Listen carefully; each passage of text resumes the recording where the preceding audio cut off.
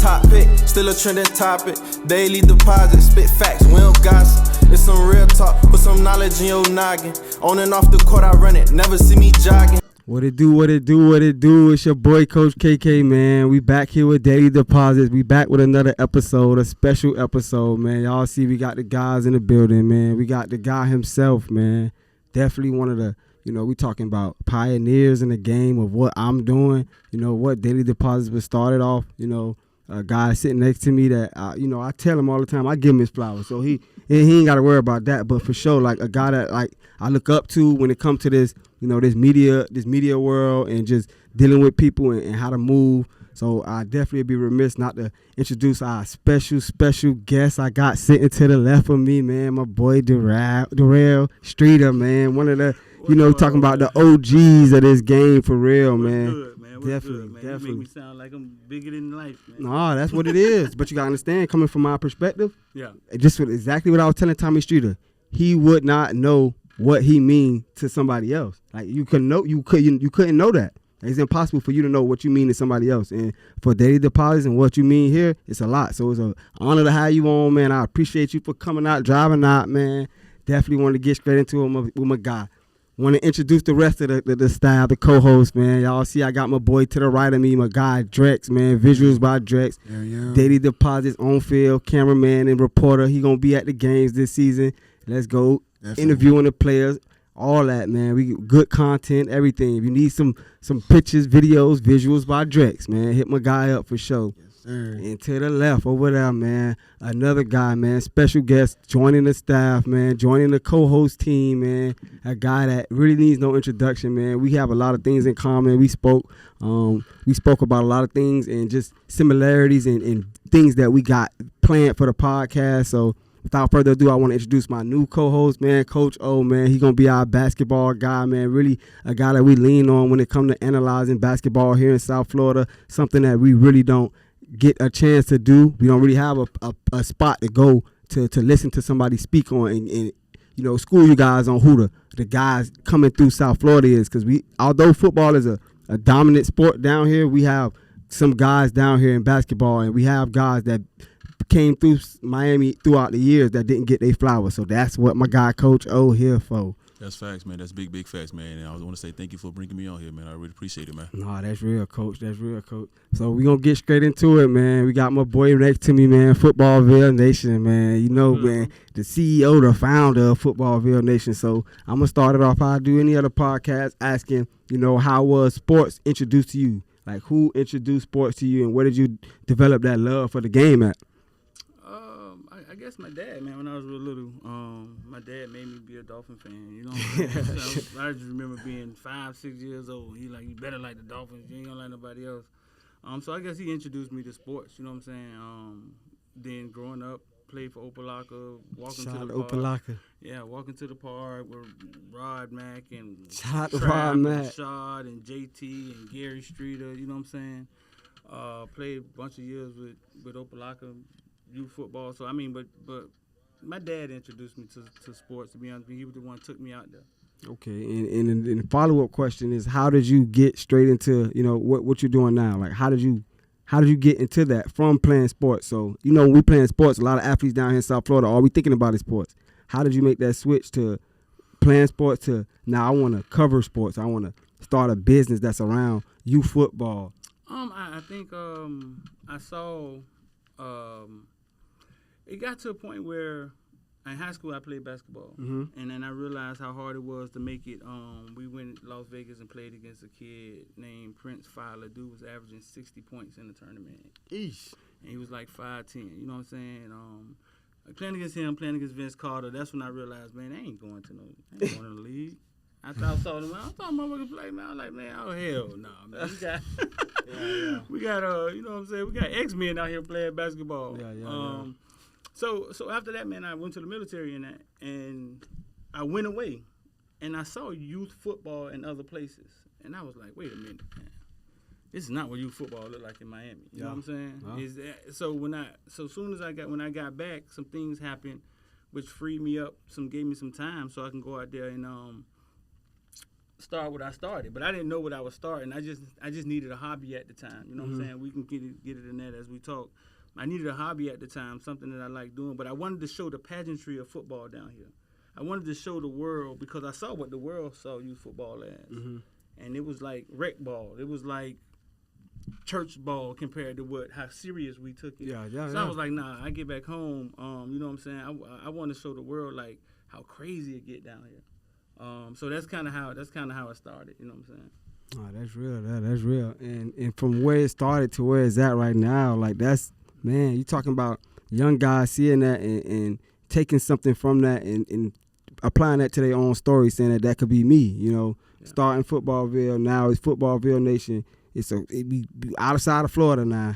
You outside of Florida now. You attacking the major markets in football across the country. So tell me about, as far as you having those visions of expanding what you started. I think, bro, as you watch, as you do something consistently, right? You gotta grow. You gotta grow and you gotta keep moving.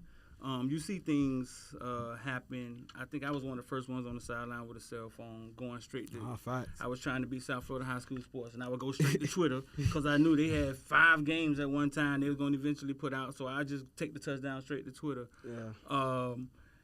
And as things evolve, people see that they're going to catch up, and more people are going to come to the sideline. Now you go to a football game now you got 5, 6 cameras on the sideline. Everybody, you know what I'm saying, and you got to kind of like keep evolving or keep seeing what the next thing is. That's how it got to the point where it was like, okay, we sat down, we was like, man, okay, we can't keep chasing the content. Yeah. We got to kind of create it. And that's when I sat down. I got my boy Twan, Teflon Twan. Go follow him on Instagram. Shout out to Teflon. I'll be hollering at him. Yeah, that's my guy right there, boy. That's Twan. A bull too, man. Teflon Twan. And I got him, and then he became the guy behind the camera, the guy behind the editing. And we was like, man, we're going to create the content. And that's when we started doing a podcast. Instead of going to chase the games, we was like, man, we got to create it. And that's when we started doing a podcast. Now, what you see now, as you see it expanded and it's looking different, you know what I'm saying? That was partnerships that I found. I hooked up with a guy, man, who worked a lot of money, owned a business, you know what I'm saying? And we kind of partnered with Footballville, and that's what you see now. Oh, okay. With it going out to across the nation the way it is. I used to be out national, like through Pop Warner, though. Yeah. Yeah, I kind of took it through Pop Warner. I would use Liberty City and Gwen Cherry to get national recognition from other states, you know what I'm saying? But now, it's about to take off and do something different. Yes, sir, man. Yeah. And I'm glad, that a guy like me will be able to witness that because, like I said, I'm seeing that and it's something I can apply to me and what we got going on here. Like we seen this, you seen it, the blueprint. Now, you follow the blueprint, man. Just follow the blueprint. That's all we said. You're right. Yeah. No, you're right. And ask questions too, though, dog. You see people doing something that you did before, bro. Ask questions because you don't have to walk in the same steps they walked in because they already stepped in them potholes. Yeah. Yeah, you ask questions, maybe they'll save you a year and a half or some shit. You know what I'm saying? Yeah. Yeah, so feel free, bro. Pick up the phone call anytime. Oh, facts. And my boy, Coach O, man, I got you here right next to me. We gotta discuss this for the viewers, man. First of all, where does the O come from? Where's that come from, Coach O? All right, so check this out. My real name is Oluwafemi Ajayi. All right, I'm Nigerian. My first name means God loves me. I come from a Nigerian household. Both my parents, Nigerian. So that's what Coach O stands from, man. That's where O comes from. I love that. And tell me about, growing up. Like you said, you got both parents from Nigeria. Like, how was growing up for you in South Florida? Growing up, it's like I got the best of both worlds, man. I'm in America or whatnot, but, like, I got Nigerian parents. So it's like I see things from the American standpoint, then I see things from a Nigerian standpoint. Yeah. And then tell me how you got into coaching. I'm a basketball junkie, man. I'm going to just give it to you below raw. I love the game, man. Like, I eat, sleep, drink basketball, man. I played at Northwestern and whatnot. I had the opportunity to go to Virginia State, didn't go there. Me being a knucklehead, you live and you learn. Ended up walking on the FIU. Still had eligibility issues, but nevertheless, still went to school and got my degree. Yeah. Tried to go overseas for a little bit, hurt my knee or whatnot. So it's like how I got into coaching. Arturo Pelin Alvarez, man, I thank you, man, because Arturo gave me the opportunity to do what I'm doing now. Mm-hmm. As you guys, if you don't know, I'm the recruiting coordinator and assistant head basketball coach at Miami Prep School, one of the top up-and-coming post-grad schools in the country. Yes, sir. So this past season, man, was my first season, man. I enjoyed it. I loved it. It gave me an opportunity to learn and grow and learn more about the game of basketball. There's always something you can learn. I don't care what sport you play, whether you're playing football, whether you're playing basketball, baseball, whatever sport you're playing, there's always room to learn and grow. No, fact. So this past season, man, we went 37-7. We sent 9 kids to school. You know, we had 2 twin towers, both standing at 6 feet 10 inches. You know, one went to Southern Mississippi, Yafet Martinez, and another one, Gabriel Martinez, ended up going to Mississippi Gulf Coast, one of the top junior colleges in the country. Mm-hmm. So we lose all those guys, but we always reload. Yes, so, sir. you know, I'm entering my second season, man. I'm like a little kid in the candy store, man. I'm just excited, man. Like, I'm ready to go out there and teach the kids and, you know, coach them and just be a part of something that's something special. One of our former players, Norchad O'Meara, is the starter power forward for the Miami Hurricanes. And if you guys don't know, the Miami Hurricanes made it to the Final Four this past season. Facts. You know what I'm saying? So if you see the Miami Hurricanes, number 15, big chisel, 6'7", 250-pound power forward from Nicaragua, that's one of my former players that played at Miami Prep. Let's go. Shout out to Miami Prep for sure, man. Hey, and y'all see exactly why we chose to have a guy like Coach O come on and join the staff, man. A guy that brings the insight to the game of basketball, just something that I wouldn't be able to do. I ain't got all that knowledge in my head about the game of basketball. I'm a football guy, you know. But it's all good. It's all good, man. Your team had one of the Heat player sons on your team. That was your squad. No, that wasn't one. But that wasn't one of our players. Actually, that's Riviera Prep down there in South. Right. Malik Allen, he's the assistant head coach. Yeah. So his son Dante Allen is the top 50 recruit in the 2025 class. Right. 6'4" combo guard. He tough. Yeah. I mean, you get an offer from Michigan and Villanova going into your junior year. That says a lot. No, I saw him in that playoff game when they came back with 18. He was tough. Yeah, he tough, man. Yeah. So he played alongside the Boozer twins and everything. You know, he tough. Definitely, man. And so I want that to lead straight into a topic right now. Do y'all think it's beneficial for a child to play multiple sports or to stick to one sport and give it your all in that sport? Because you had guys like myself. I was a baseball player. Then I started playing football later on in life. But baseball was my first sport.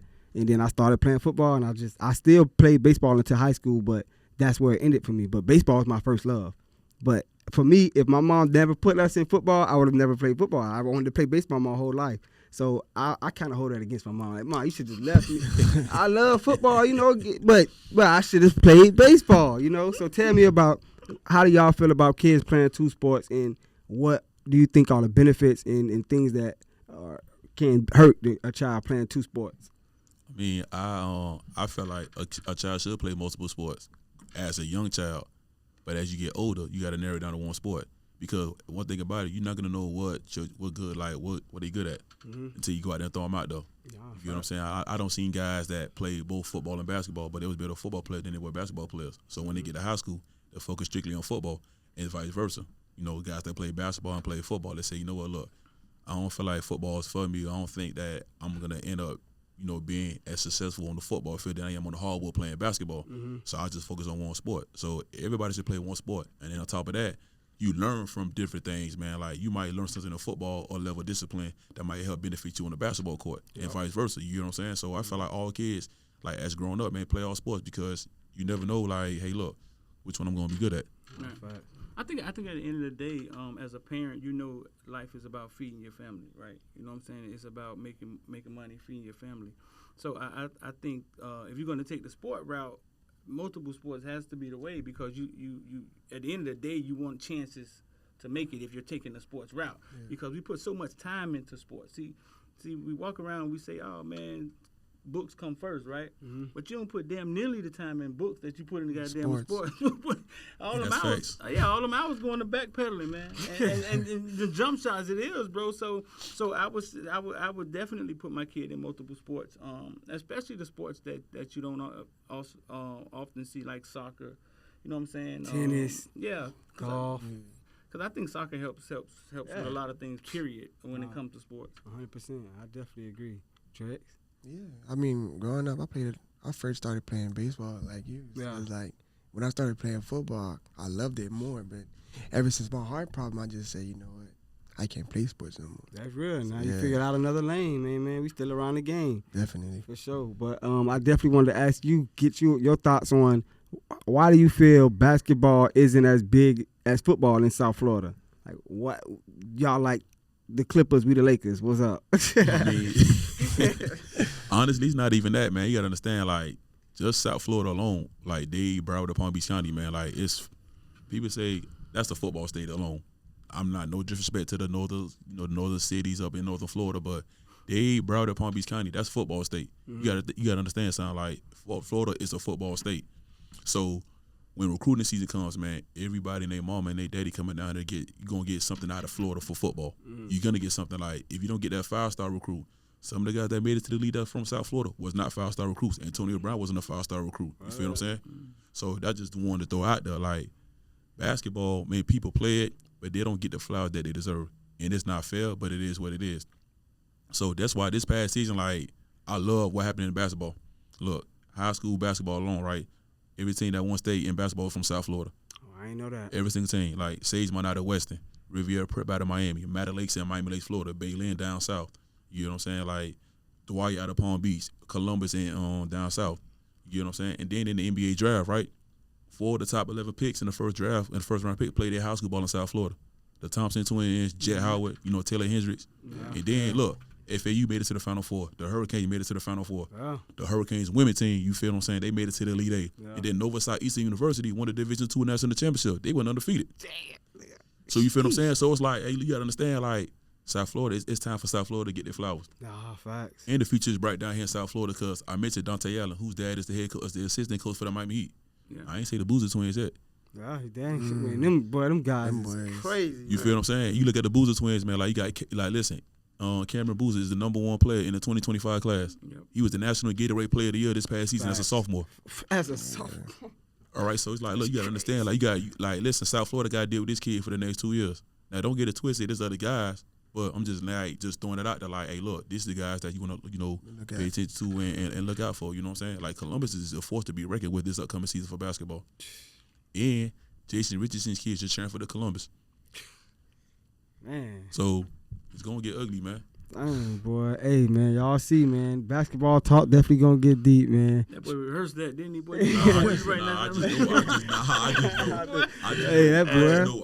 I just know stuff when I see it. Like, at the liquor store, dog. You been arguing at the liquor store, No, it ain't that, man. A lot of people don't win too many. A lot of people, they don't win too many debates with me when it comes to basketball, man. It's just a good feel. It's just like I said, it's just the IQ of the game, the knowledge of the game, the feel for the game, man. And then I'm around guys who've been there, so it's like I always want to like learn more. I'm like a kid and like a sponge. I just want to learn stuff. You know what I'm saying? So that's where I come in at and stuff like that. Oh, facts.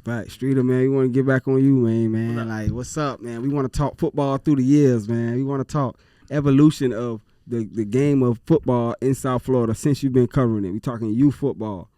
What are the major differences and some of the similarities that you see with youth football in South Florida? Some of the major differences and similarities. I think the biggest involvement, man, was when Freezy done went out in Cali, man, and got beat in Cali, and them boys was weighted. And then when Atlanta came down here and beat us at Betty T, and they were, you know what I'm saying, they was unlimited, and we weren't unlimited at the time. Mm-hmm. We were weighted, and when I think about it, man, it was the dumbest thing ever that we ever played football like that, because I forced my little brother to get out there and play football, and he was like, let's say, 4th grade trying to play with 6th graders. And if you think about it, man, it's like a 4th grader is not going to fight a 6th grader. But if you could get him a 4th grader, a little 4th grader, to fight a big 4th grader before they fight a 6th. You know what I'm saying? That's how I kind of looked at it with football. Yeah. Like, what the fuck were we doing? You know what I'm saying? It didn't make sense. And when it clicked on me when Pop Warner, they would go up there, but you couldn't win a national championship unless you had what they call it, straightweight kids, and then you had older Belida. Yeah. Unless you had a bunch of older Belida kids. Older Belida, yeah. So that's when it dawned on me that it doesn't matter in youth football. Size don't matter. If you can get older kids, you can beat the bigger, younger kids. Mm-hmm. And then when that clicked on me, like, okay, man, this is dumb what we're doing. Yeah. And so when Freezy came back, man, and when they league switched it, and then everybody kind of switched it, that definitely was a monumental time in football. You asked me here in South Florida. See, I didn't even know that Freezy team was the team that originated, cutting that out. Well, that's how I remember it. You know what I'm saying? Somebody probably looking at it live right now. I'm like, man, we didn't do that, man. Piccolo them did. The way I remember it is, them boys came back and they was like, man, our league, we going unlimited because we're not finna be playing against y'all big ass kids. And you know what I'm saying? With all our kids weighing 115 pounds. Yeah. And so when they switched it, everything, you know what I'm saying? It's almost like the whole culture switched and down here in That's tough, football. man. Yeah. That's tough. Let's talk offensive line because we talking guys that had to lose weight to be able to play the game in football. So we had offensive linemen in here in South Florida that was coming into high school having to lose weight their whole life to make weight. So now we actually see linemen being able to develop. We see actually D linemen and 9, 10-year-old D linemen that really been practicing it for 5 years already. So tell me about that development as far as guys being able to grow in their position. But they actually didn't even get to play. Because they were too big. Yeah. So a lot of them was just home. Yeah. You know what I'm saying? Yeah. And then they were just big boys. And then at high schools when they were learning the skill of playing offensive line. So most of them didn't even get to play. I mean, we didn't really have offensive line kids when we was growing up. We was because everybody was the same way. So you had the fast kids and then the not fast kids at offensive line. You know what I'm saying? That's basically what it was. Now you have bigger kids, you know what I'm saying, getting out there, and that's great that bigger kids can get out there and play, even though these kids don't go outside no more. At least, you know what I'm saying, bigger kids can get out there and go to football practice. But I'm not sure what it did to our game down here. You know what I'm saying? I'm not sure. I'm not sure because we was all about speed. You know what I'm saying? So now you got bigger kids. Still is about speed. Now you got bigger kids on the field, and it's no longer, you know what I'm saying, skinny kids chasing skinny kids. Yeah. So I'm not sure how it alters our game. I guess we'll see as it go. But you're right. You got big kids now going into high school.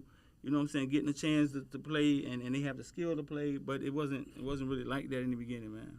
Yeah, facts. And I would be remiss to finish this conversation without asking you about some of the greatest teams that you've seen in that era of weighted football in South Florida. Like, what are those teams that stick out to you? Like, I remember these teams. They were weighted football. They were dominant. I know you mentioned Freezy team. They went out there in Cali and took the L, but. Well, weighted before we went on Unlimited, I would say, man, I grew up getting my ass whooped by the Southwest Boys Club. They used to tie ass up. Southwest Boys Club? Yeah, man. They used to tie us up when we was younger, man. It was Southwest Boys Club and Northwest Boys Club, but Southwest Boys Club was really good, man, when I grew up. But then as it went, man, one of the best weighted teams I've seen, I would say if I got to think back, man, I think the Liberty City team with Tutu Atwell, you know what I'm saying? They were Pop Warner. I think that team is one of the greatest teams we ever saw. I heard he never lost a game out of them. That was the word on the street. Who, Tutu? Tutu. Did they? Yep, man, I'm telling you, they always told me Tutu never lost a game out of this. I wouldn't say it if I ain't here. Hold on now. I heard the same thing too now, so I don't know. I heard that the same thing. I think they got beat in nationals. You know what I'm saying? Okay. I'm sure he lost, but his team with Coach Rob at Robert Jones and Chu and all them, they were really good. And I would put them up actually against anybody. You know what I'm saying? Because they were well coached. Rob was one of them coaches who didn't care about being recorded because when the camera started coming out, certain coaches got scared. Rob was like, man, I don't give a damn. I run 5 different plays from the same formation. He didn't care. You know what I'm saying? Yeah. So no, that was one of the great weighted teams I've seen, man. I guess you had the Darrell team back in the day that beat up everybody. I know y'all looking at me like Darrell, man. No, Darrell. They was good at hell. You had with Isaiah McKenzie and them guys. Yeah. Oh man, it was crazy. Yeah. It was crazy every year with them boys. Yeah, and then you had like Miami Lakes when they had Luke had unstacked the team at Miami Lakes with Dorsett Butterfield and all those guys, Magic Benton and all those guys. That was another great team. But it was a few, man. It was a few. Yeah, facts. Because you had, I think the Purple Machine, they was waited for a time until they was actually. Yeah, well, when they became the Purple Machine, I think it was unlimited. Yeah. I think it was unlimited. I know they went through that era, man. But, Coach, I'll be remiss not to mention that, man, we talking South Florida basketball. Shakey. Tell me about the name Shakey. That name has never been spoken on this podcast yet, but. Man, listen, man. You got to. Hey man, rest in peace to Shakey Rodriguez, man. I was a youngin. I was a real young when I got a chance to see Shakey coach or whatnot. I was very, very young, but you know, some of the guys that I seen play growing up, or some of the guys that I'm cool with to this day, some of the older guys like Steve Edwards, you know, he played at Miami High, you know, one of the greatest shooters ever come out of Dade County, All-American, played at the University of Miami. Actually, the Edwards brothers was amazing. Mm-hmm. All three of them, between Doug, Steve, and Allen. Mm-hmm. You know, Shakey, you know, retired, he came back. And his son now too is a good coach now. You know, he was coaching overseas and whatnot. But Shakey was an icon down here, man. You know, if you got a chance to really sit down and even talk to Shakey, not even play for him, but just to sit down and talk to him, man, you was around greatness. Yeah, that's fact. I played against Shakey. Oh, you played against?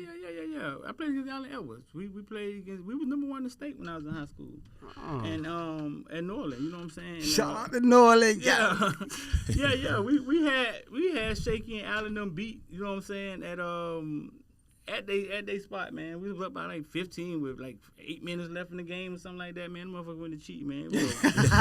Anybody was in that gym that night, bro, like, listen, bro. They gonna agree with you. Yeah, they went to jail, dog. Hey, listen, they man. got us right up in the out 90s, of there. I mean, people say maybe how cheated or whatnot, what they did, what they did not. Like, in the 90s, man, that was high school basketball. That's what I'm saying. Like, I go to barbershops and these teams get mentioned to me, and it's like, that's what this podcast is to inform our younger viewers about history in Miami, things that happened before. So you got to tell us about that era, just what was going on, why was it greatness?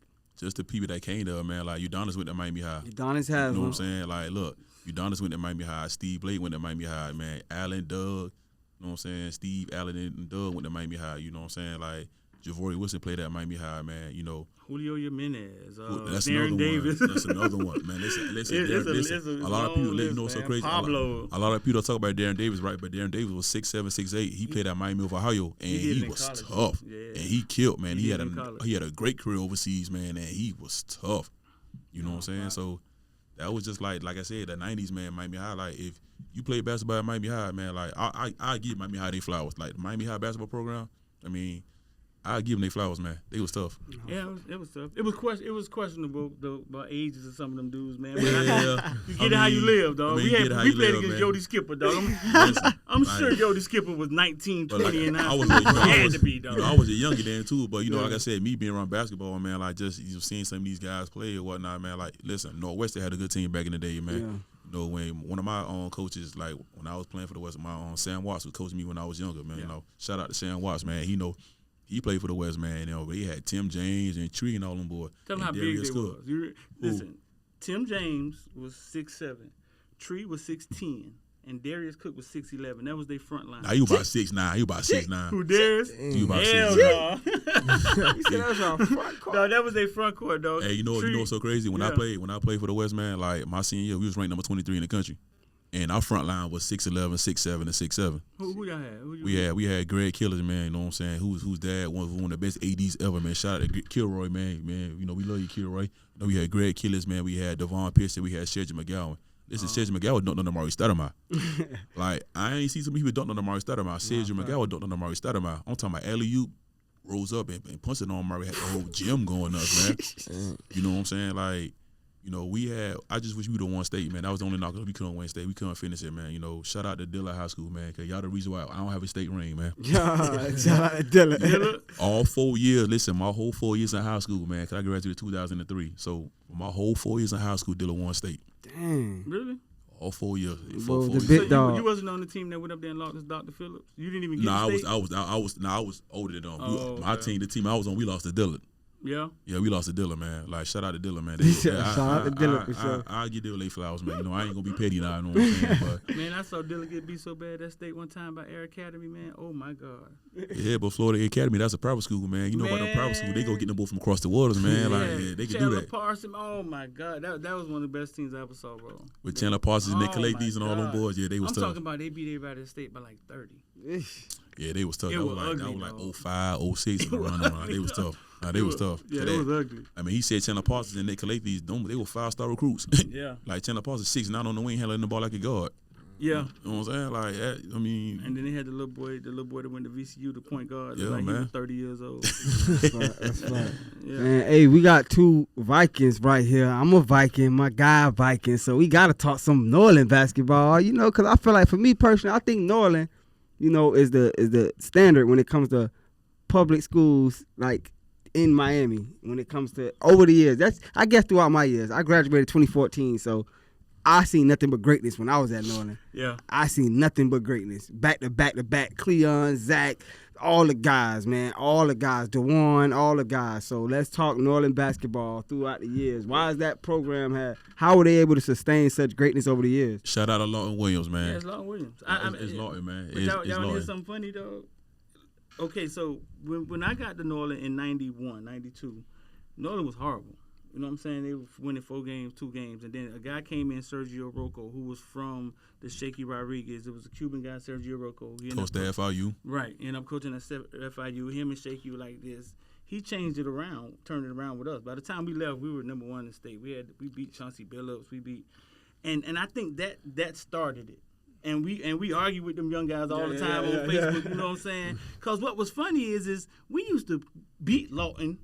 You know what I'm saying? Lawton, when he was at NMB. Okay. He couldn't beat us. You know what I'm saying? And then he came over to Northern and he created that dynasty.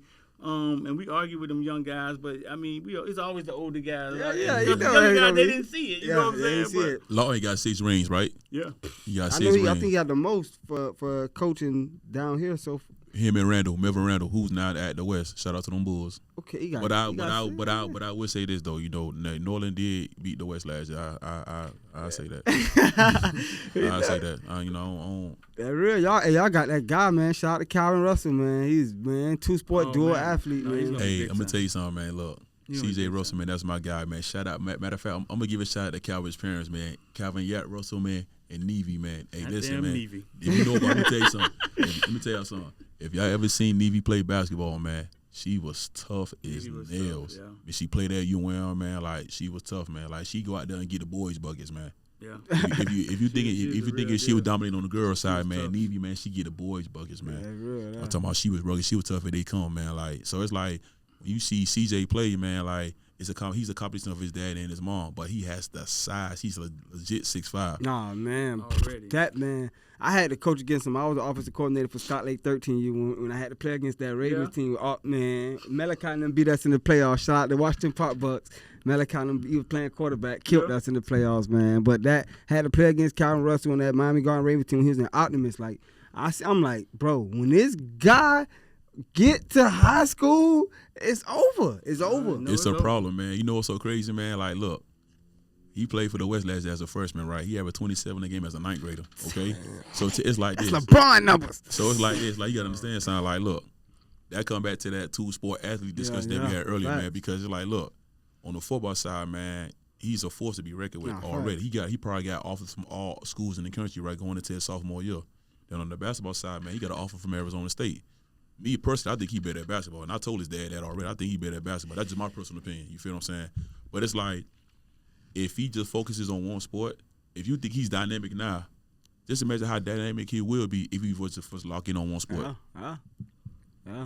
That's something you gotta look at. You know what I'm saying? Like he's an exception. So what do you feel when people say, if you're a basketball player, you 6'5", you're a regular basketball player, but on the football field, you Megatron. Like, what do you say to guys that say those 6'5", 6'6" players should be playing wide receiver? Well, you know what? I look at the tall receivers. Like, man, some may play receiver, some play tight end. It all depends on your body structure, man. Because I'm gonna go back. You look at Randy Moss. Randy Moss was a freak athlete at 6'4". This man played football. This man played basketball. And he ran track, and he was 6'4", man. And he played every position on the basketball court because he was just such an athlete. So when you look at Calvin Russell, he's an athlete. I don't care what position you put Calvin in on that basketball court, he's gonna get buckets. Yeah. I don't care what position you put him on the football field, he's gonna thrive because he's blessed. He has that God-given talent of the size and athleticism and the speed. So like, that's my take on it. Oh, facts. I think 6'5" puts you in the game though, right? Like you 6'5" in basketball and you talented. I think that puts you in the game though. No? But the game changed so much, man. Like, you got 7-footers handling the ball like God. His position is basketball. Right. You got dudes that's 7 feet tall that's handling the ball like gods, man. We were just talking. We talked about that with DeJuan when DeJuan was in high school. That was my year. I literally seen a guy 6'10" dribbling the basketball. I'm like, hold on, wait. You know what's so crazy, man? I'm gonna tell you something, man. Like, and this is the part where I say Florida wasn't really known for basketball because I'm 6'7". Okay, so I'm 6'7", so it's like when I played for Northwestern, man, they put me down low in the post because I was sore. All right, that was just that. You get what I'm saying? Yeah. Like some guys' game is not equipped. Like you look at Kevin Durant. Kevin Durant was 6'9" in high school, handling the ball like a guard. Right. When I see DeJuan play, right, DeJuan is not a person that I feel like play with the back to the basket. Yeah, DeJuan was more of a person where he catches the ball in the post and he squares up and puts the ball on the floor. Now he's a problem. Now you get a chance to see his length, you get to see his athleticism because he was stupid explosive. Yeah. Like you don't find too many guys that's DeJuan size that's jumping at the gym like the way he does. You feel what I'm saying? So like he was an exceptional athlete. So the game had changed. Look what Jokic is doing for Denver. Yeah. You feel what I'm saying? This man 7 feet tall, rebounding the ball, leading the break, starting the transition out there. He putting the ball on the floor. That's the game now, man. That is the game. That's the game. It started kind of with Dirk, though, right? And we thought he was soft. We thought Dirk was soft, and he was showing us a look into the future. You know what's so crazy, though? I look at it like this. When guys are overseas and they're playing the game of basketball, a lot of things they do when it comes to player development is fundamentally. So a lot of guys that come over from overseas, if you see them, they might not be as tough as some people say they are according to American standards, but they're very skilled. They have a very high IQ for the game. You know what I'm saying? They're fundamentally sound. They're team players. Exactly. Yeah. And most of the guys that play in the States here, they rely on handles, athleticism. And they selfish. You know what I'm saying? Like it's I ain't gonna say selfish. Compared to overseas ball. You know what? You got a point, cause you know a lot of guys they want to be the man. Yeah. You know what I'm saying? Like it's like the shot is like the shot selection nowadays, especially down here, is preposterous. Like, you took that. Listen, the shot selection now is preposterous, man. Like, you know, and I felt like, you know what, when I watched Golden State play, they had a positive and a negative influence on that. Because now you got guys thinking they Steph Curry, man. As soon as Steph half court, they pull up from half court like they Steph Curry and stuff. You feel what I'm saying? Not understanding that, look, I mean, shooting is a skill. Like, you ain't finna just come and say, look, I'm coming in the game, I'm gonna just hit threes, like just like that. Like, you really got to, like, perfect your craft. Like, you got to work on your game. Kyrie Irving worked on his ball handler. That's why, to me, he's the best ball handler in the league. Yeah. You feel what I'm saying? Like, these guys really, like, perfect their craft. Oh, facts. Yeah. But, you know, I think they was more skilled because they had to be. It's no different than if you from a city where you don't have that much football talent and you have to coach. And that's how you have to win. You got to win in the trenches. You know what I'm saying? I think that's what it was. I think the worst thing we did was sent the dream team over there and showed them the bar. We showed it to them, right? And then now they had something to jump measure. to. You gotta measure. But you know what though, man? Like that's the game now, man. Like you gotta understand, like if when you see somebody that's doing something and it's thriving, it's working, what you do is the blueprint. It's like okay, man. So look, like you just said, the dream team. The first time back in the day, Olympics used to always win a game, but then when they started, you know, when they made a match, say, you know what, we finna see NBA players over there. Yeah. So it's like, damn, America had to like make a statement. Yeah. Right. So now it's like, okay, like look, you look at the Argentinian national team with Ginobili. You look at the Spanish team when they had the Gasol brothers and Ricky Rubio and all them boys. You feel what I'm saying? Like y'all remember that one year they beat the U.S. in the Olympics, man? Well, I was hurt. You feel what I'm saying? And then you see how the Redeem team bounced back when they had Wade, LeBron, and Kobe and them boys. You feel what I'm saying? Like so, like it's like a little trend, man. You see one thing that's working, man. Like it's like I feel like American basketball, you know what I'm saying? They put their blueprint out there. Okay, look, man, that's why you see a lot of NBA guys playing for their countries now. Yeah. You feel what I'm saying? Like, and it's big now. And honestly, I love it because now it's like it makes the game more fun. Fair. It makes it fair, more fun, more competitive. Yeah, and then you're going to go harder for your home country. Like, man. Yeah. Let me be able to play for Nigeria, but I'm going to be out there headbutting somebody. That's real, nah, but I want to switch it back to football, man. We talk on this podcast, we've talked about the greatest teams coming through South Florida over the years. We always mention that 07 West team. We mention the 14 Booker T team. We mentioned 2010 Central. We Norland, Duke Johnson, Norland. We got to throw them boys in there. You feel what I'm talking about? You know, I want you to tell me about some of the greatest high school teams that you've seen and how would you rank these teams? I wanted you to give me a top three that you feel like the top three greatest teams of all time in South Florida. That's tough. That's tough. That's tough. That's tough. Hey. I gotta get it on after he does, but that's tough. The top three greatest. I mean, it's all subjective. It is very subjective. The one team that I saw that I thought nobody, and I used to argue with inmates when I was a CO all the time, was the Northwestern team with Ja'Cory Harris. Yeah. Which year? Oh, You talking about without Easterling or with Easterling? With Easterling. So that was what 06, 07. 06, 07. Right. The one that went to Texas that year. Okay, that's when 07. That's 07. That's 07. That's without Easterling. When they That's went to Texas. after Easterling. That's after Easterling. That was Streeter senior year. Just to me, that just seemed like the offense just seemed like it was unstoppable. Like they knock was that they said that they ain't have Easterling, so the running game took a knock. Yeah. So you still think that team was the best team of all time? See, when I think of that team, I think of. See, I don't ever look at it like that. You could have ran the ball if they wanted to. I always just look at it. Who they had? Who they had that running back? They had the Quan Digamo Hargett. They had Digamo, They yeah. had Corvin, and they had Corbin, Tyrese, man. yeah. And And they that had Corbin Tyrese. Lane in Louisville, you know what I'm saying? Yeah, man. Easterling was just a different It was thing. different breed. You know? can't compare for that. Yeah. No, but when I think of those teams, I just think of that team. Like those 2 years, I just think could that team have beat that team with Giovanni Ward and Weaver them, and that's what they used to argue about all the time. I used to be like, dog, y'all could not line up in front of them, like, cause nobody really could. It's like, oh man, we would be man to man on them, man. You know what I'm saying? I think Jacory was just too smart. So that team right there, man, I think is the best team. They call him the Black Tom Brady, man. That's Yeah. what. That's when whenever Jacory here, Black Tom Brady, boy. They said when he on the field, it like the moon just shining, nothing but on him. I didn't get a chance to witness that. I was still playing baseball, making that transition over, but that was my first experience getting high school South Florida football was Jacory team. So that for me, was it? That is No, that. that was a cheat Imagine code. that, like. This man had 5 receivers he could throw the ball to. Yeah. Okay, and I'm talking about like, listen, and then the receivers were so elite, you can't say himself. I'm a double team Darius, cause then you got Street and Kendall Tompkins, and then you got Robert Dempsey and Lil Brandon in the slot. Gonna kill you. You feel what I'm saying? Like, Right. and then it's so crazy. Everybody talk about Street and Darius, man. Kendall was a goon on that football field, man. Shout out to Kendall Tompkins, man. Shout out to Kendall Tompkins, man. Kendall Tompkins for real, boy. Man, listen, man, Kendall was a goon on that football field, man. He's the one, like, he was one of those guys where he was a playmaker. Yeah. Like, if he get over, that's why he ran bad punts. He was a punt returner too. Now he ran bad punts and kickoffs. So you knew already, if you got somebody as your punt returner and kick returner, you know he dynamic with the ball in his hands, man. Yeah. So just imagine you out in the open field catching passes from Jacory Harris. He was a route runner too. EJ was the quarterback before Jacory Harris. Right. That's my cousin. You know EJ Hilliard, right? Yeah, no, EJ. No, EJ Jones. EJ Jones. I'm sorry. Yeah, LJ. Elgin Jones. Yeah, I went to He school with was his brother, man. Yeah, Twan. Yeah, that's my guy.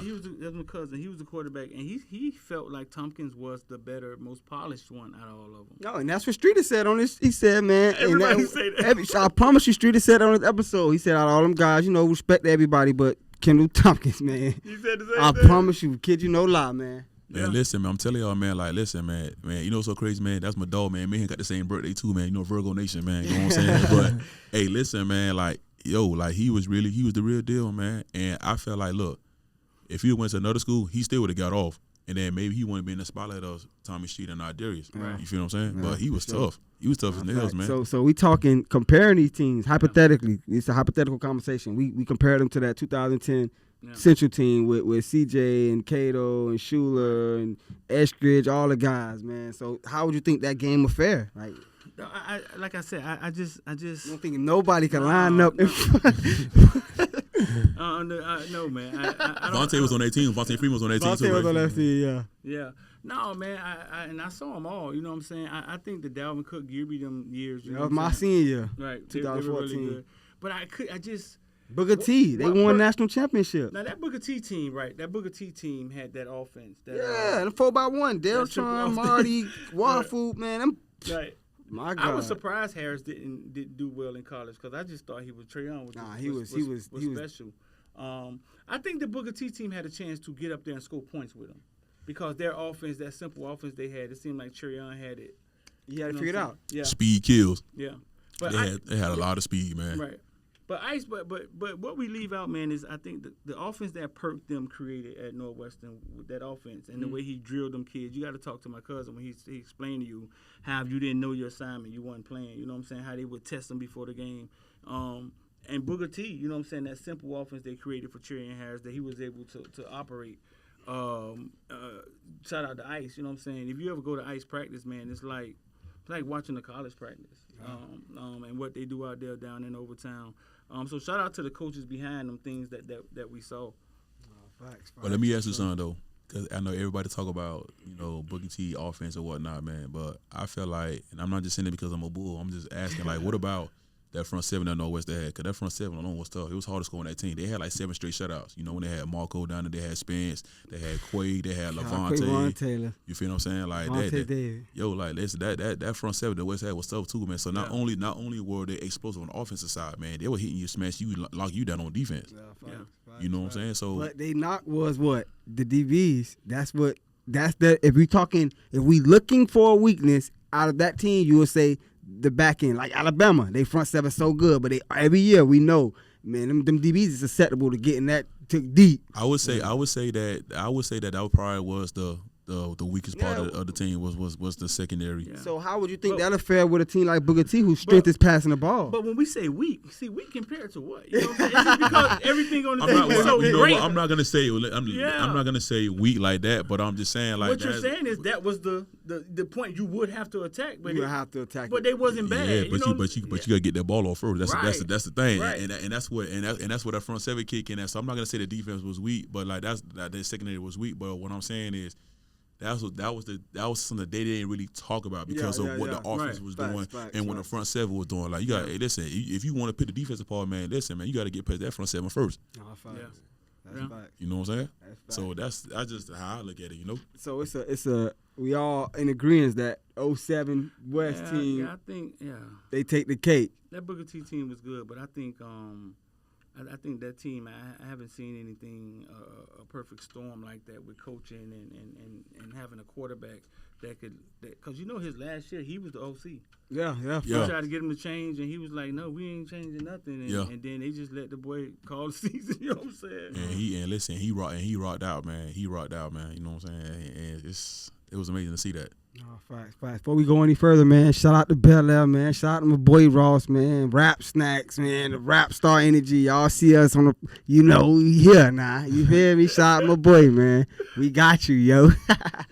But hey, straight back into it, man. I definitely wanted to ask you about Footballvillenation, man. What you got planned for? What we got upcoming? What can we see? What can we expect from Footballvillenation, man? Well, we about to expect a lot, man. I mean, like I said, I partnered with some people, man, that put some resources into it, man. We got a whole production team now, man. Some of the top, and I'm talking about some of the top creators in the world, bro. We hired 2 dudes, man. One helped create. Nobody but God. Let's go. Yes, sir. Yes, yeah, but listen, we hired 2 dudes. One helped create House of Highlights. The other one helped create Check Down. You know what I'm saying? Wow. The NFL.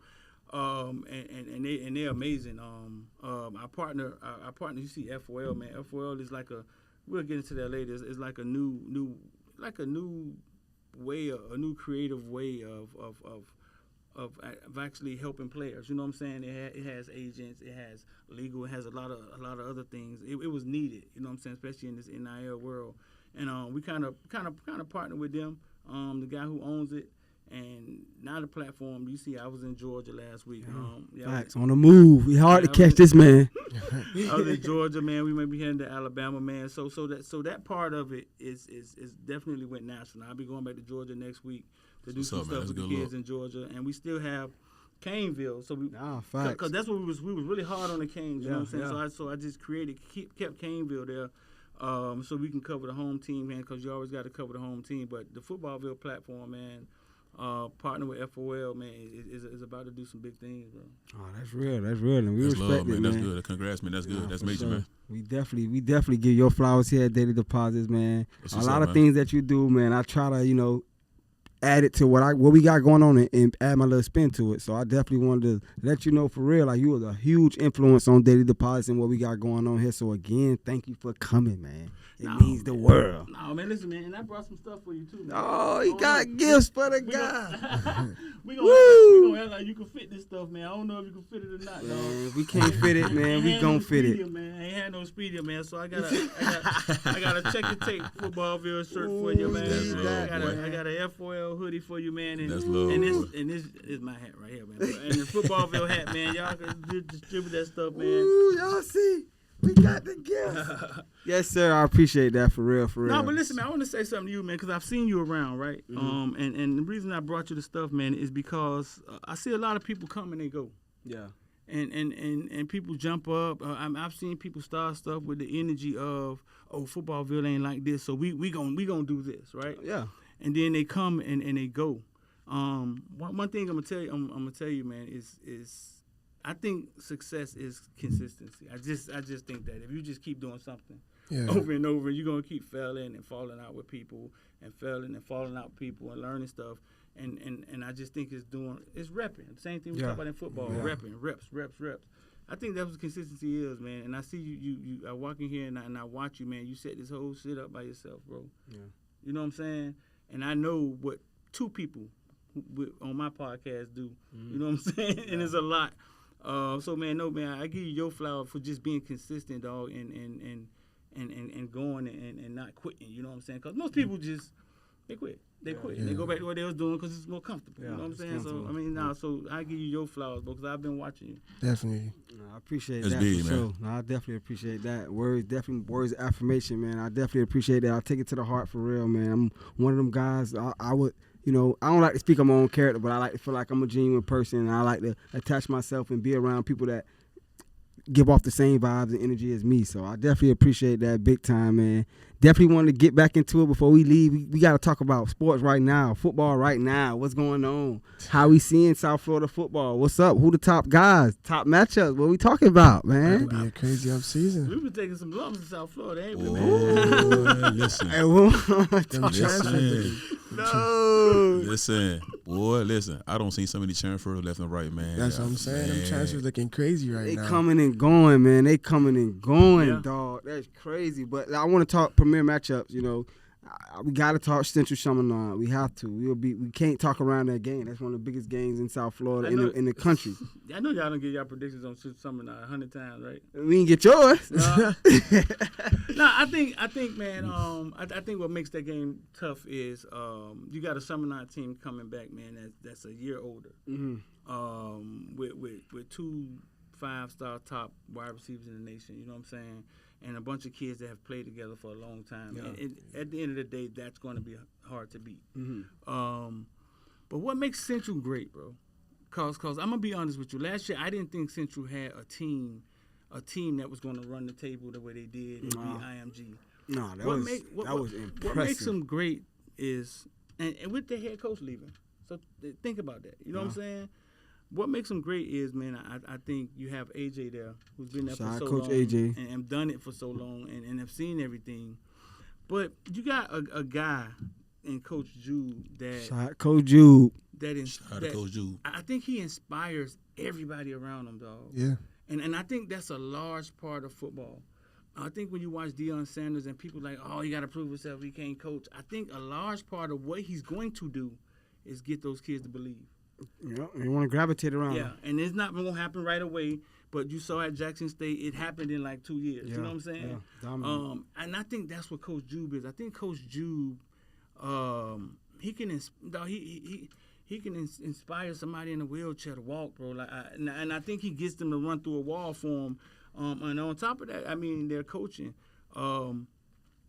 They've gotten a lot of transfers in from across the country. That's just crazy. You know what I'm saying? But I think I think in the end, man, I think Chaminade get them in a close game that we deserve. We definitely deserve in South Florida. We deserve to see, bro. We definitely deserve in South Florida. And let me ask about that Northwestern versus Booker T matchup. Northwestern, you take that down. You know what's up? What we got? I mean, that's gonna be a tough one, man. You know what I'm saying? Max leaving the West to go to Booker T. Just how things played out with him leaving the West, man. First year coach Michael Lee Harris, man, he got a lot. Shout out to Lee, man. You know what I'm saying? Daily Deposits alum.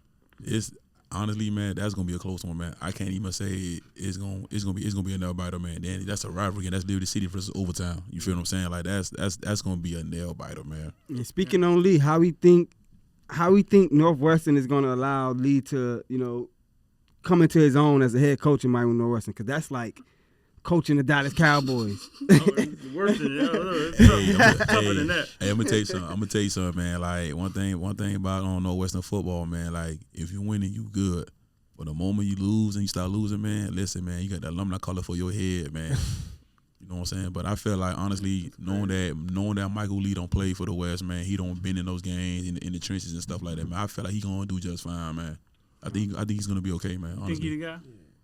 I like the hire, man. Yeah. I like the hire, man, because I feel like he's a young guy, man, and sometimes, man, you know, sometimes to get to these kids, you need somebody that been there, that's a young guy that been there before, seeing what he's done. You know, he played at Northwestern, he played high level football, he played at Louisville, like so he has. Without them injuries, he was going to that league for sure. Hey, I agree to 5,000%. For sure. Hey, that man run routes. Hey, he run routes. Yeah. You know what I'm saying? So, like, shout out to Mike Lee, man. He run routes. Yeah. Like I said, I think he gonna be fine, man. You know what I'm saying? I will hope Northwestern be patient with him. Yeah. You know, that's saying a lot because we already know how Northwestern fans are. Man. But I will hope that you know that they be patient with him, man. Because you know you gotta understand, like you know coming in, you know first year coach, man. Like you kind of like inheriting what the players from last year. Facts. So it's like. It takes time, man. Like I told somebody the other day, I say, look, man, you think Bama was just good like that when Saban got over there? Saban went 7-6 his first year at Alabama. Yeah. You feel what I'm saying? Like Cristobal, not to switch the topic, but I think Cristobal gonna be all right this year. You know, it takes time. You feel what I'm saying? So I would just hope that, hey, look, man, if, you know, no Western fans be a little patient, but they got some talent there now. Nah, they got talent. They got some talent, man. Listen, they gonna score that ball. Have they ever been patient? Have Northwestern ever been patient with a coach?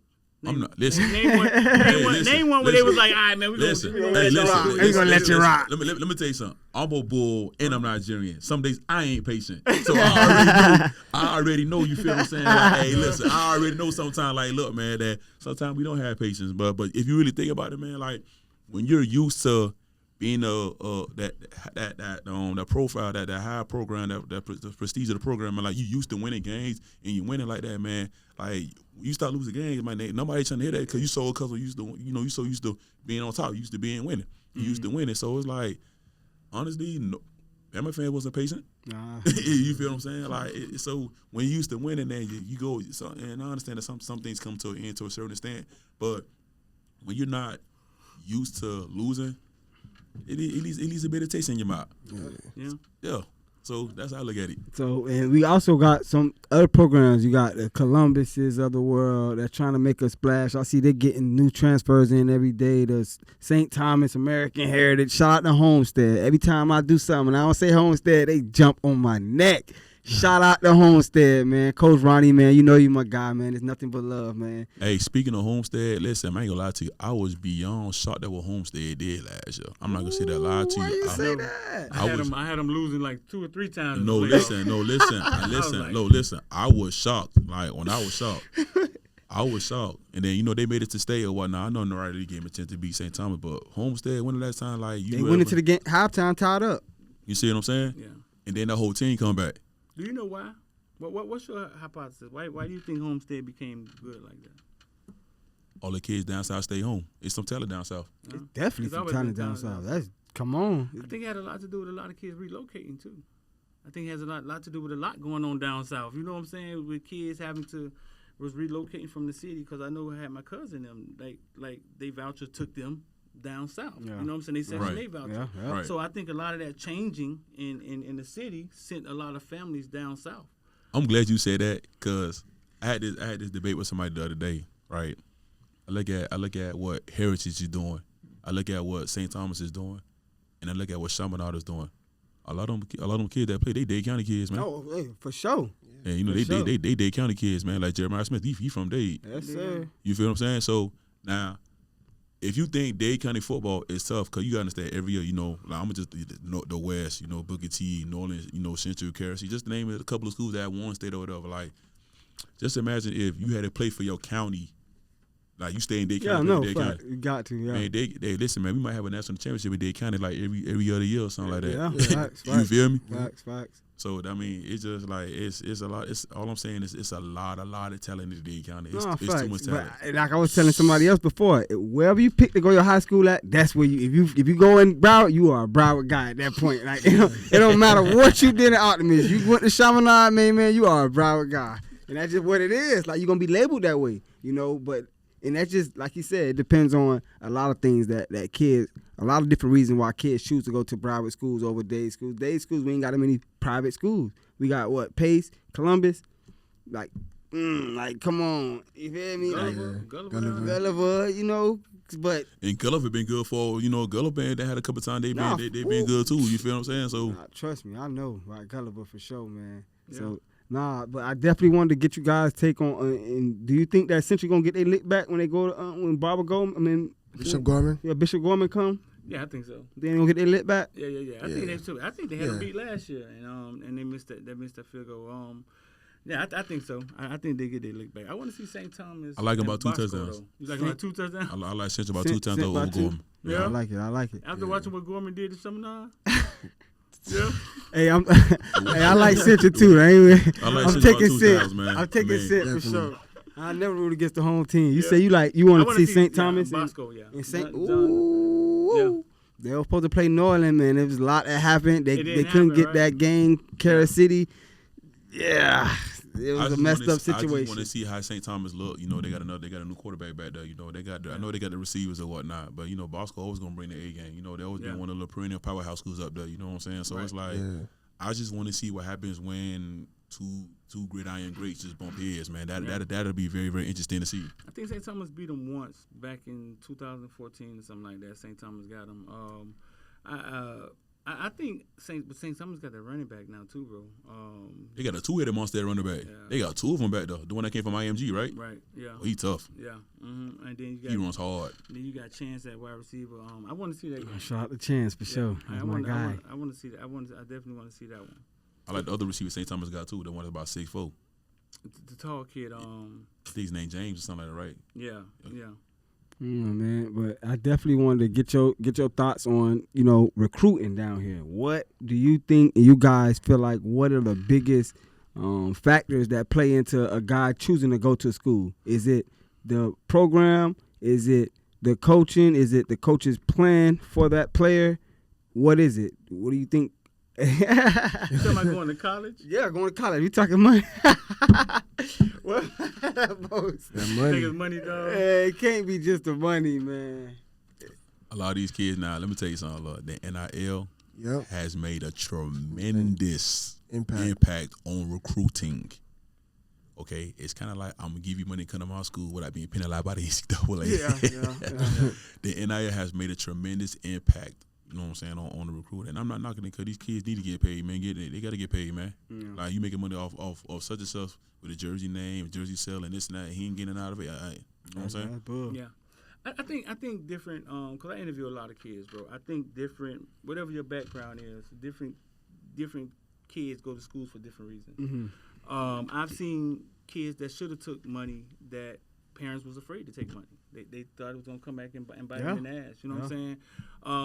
I sat down with D1 Chance the other day, and he was like... Shout out to Chance. Yeah, his mom is like an entrepreneur. His dad's a state trooper. And he was like, man... Great family. I don't want to go to school for money. Money going to come. That's how he saw it. Yeah. You know what I'm saying? I think a larger NIL has definitely changed the landscape. To the point where, I mean, I'm going to talk about this. Maybe a year ago, bro, I was afraid because I saw the money coming closer to high school and youth football, and then so that's going to bring the agents, and it's going to bring everybody closer to high school and youth football.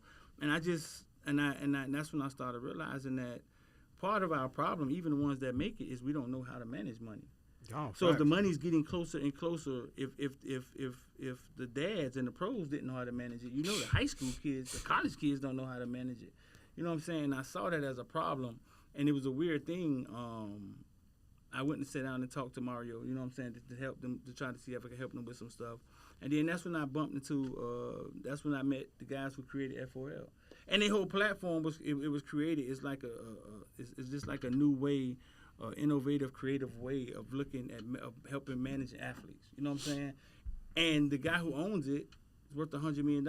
He's an investor. Yeah. He knows how to do it, and he sees athletes as guys with money that can invest and do creative things with their money. 100%. And it came at the same time that I was thinking the NIL was finna wreck, because we wanted the kids to get paid. Yeah.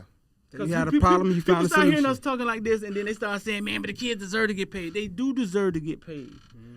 But sometimes when you get money, all it does is enhance the fucking problems everything that you got. Yeah, you know what I'm saying? So especially if you're not used to having that type of money. Yeah. And that's another thing, man. Like, you got to understand, like, look, you got a kid, let's say you got a kid that go to Central or the West, right? Poverty stricken, man. They ain't had it like they growing up, you know what I'm saying? Rough neighborhood growing up, coming from a single family household, you know what I'm saying? And then now all of a sudden now, man, football's my way to get out. So now all of a sudden now football's my way to get out. I got Bama coming up. I got Bama knocking on my door. I got Ohio State knocking on my door. I got Texas knocking on my door. I got Georgia knocking on my door. All these powerhouse schools, right?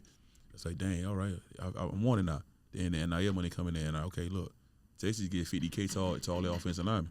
You feel what I'm saying? Like something like that. If I think it was something like that. It was. You feel me? So now it's like, dang. I come out here, man. I'm a $50K to go to Texas, man. Man, Bryce Young was a millionaire in Alabama before he even touched the NFL off NIL money. Mm-hmm. You get what I'm saying? So you gotta understand, like, when these kids are not used to seeing that large amount of dollars because of their upbringing, man, it's like whoa, my eyes are like, whoa. Like, so it's like, okay.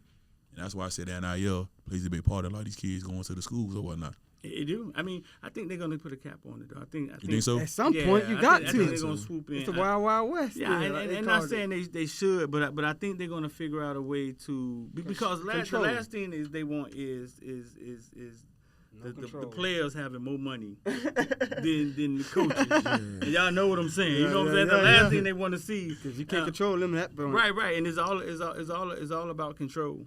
It's all about control, but I think they eventually will put a cap on it, man. I've been talking to some people, but man, it's good to see. I'm around a lot of these kids from across the country, man. I see a lot of the Miami kids. I see Alabama kids. These kids got money, dog. Ain't fucking these kids got money, dog. Like college. Yeah, dog. They got money, dog. They listen, buying the $1,200 shoes. Listen, let me tell you something. It's crazy, man. So look, you look at the Hurricanes basketball team, right? They made it to the Final Four. So one of the guards on the team was Nigel Pack. Shout out to my guy Nigel Pack, man. So, Nigel Pack was a transfer from Kansas State. He tore up at Kansas State. So when he transferred to Miami, man, his NIL deal was $800,000. Mm-hmm. Yeah. Jeez. Oh. His NIL deal was $800,000. So you damn near a millionaire, and you ain't even done with school yet. Like you got dudes overseas. You got dudes overseas that ain't making that type of money. You feel what I'm saying? How you tell an 800,000 kid to go to class? Like, how you tell him to go to class? I ain't going to class. I'm sorry. Wow. Like you understand? So that's why. So to like I'm with him, and I agree on with the thing that he's saying because like listen, like I said, yo, it's bananas out there, man. So what advice would you guys give to these seniors that's about to pick these schools that make life-changing decisions about the place they finna spend the next 3 to 4 years, but the transfer portal hot, they be getting up out of it after 1 year, they don't like it. You know what's so crazy, man? Before I answer that question, man, the transfer portal has had a crazy impact on, especially, listen, I'm talking about from the football standpoint and the basketball standpoint. Look, man, it's an average of 2,000 kids in the transfer portal every year for both sports. You feel what I'm saying? It's more pressure on these coaches to win now, right? So it's right like now. So it's like, look, it's either win now or you out. So now the transfer portal helps these coaches to a certain extent because now guess what? Ready now, people. Now when it comes to recruiting now, like everybody just want to go after the top high school kids in the country now, right? So now what happens is recruiting wise, first I'm going to the transfer portal first. Yep. All right. Then I'm going junior college. Then I'm going post grad prep school. Then I'm going high school. Mm-hmm. So now what happens is this. A lot of these high school kids, if you ain't top 100 in the country, man, they ain't really rocking with you like that. So what happens is a lot of these kids that are real talented, they don't get a fair shot out because of the transfer portal. So now what happens is they set up for Division II school, but it's a blessing in disguise for the Division II and the Division III program because now guess what? They go out and make a name for themselves. They go kill that. Then after 1 year, guess what they do? Boop, transfer portal. Yeah. So what I would say is this: as a kid that's being recruited, man, like do your homework, do your research, man. Like find out what this program is about. Don't go to the school just because of the prestige of the program, because of the name of the program.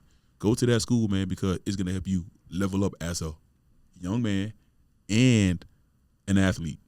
You feel what I'm saying? Yeah. How many 5-stars go to Kentucky, man, for basketball, man? They go to Kentucky, man. John Calipari, he get them, man. You feel what I'm saying? How many 5-stars you see go to Bama and Georgia?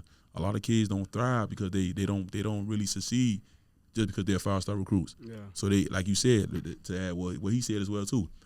After 1 year, man, I'm out the door, man. But you said this gonna be for the next 3 or 4 years. So again, find a school that's a perfect fit for you where you gonna grow up as a man and as an athlete. That's what I say. I got a question though.